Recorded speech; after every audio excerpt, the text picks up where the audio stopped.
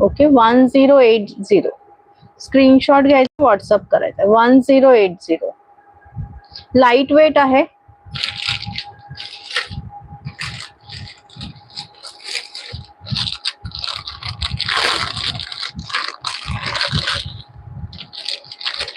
त्यानंतर हे पण हासली टाइप मध्ये आहे.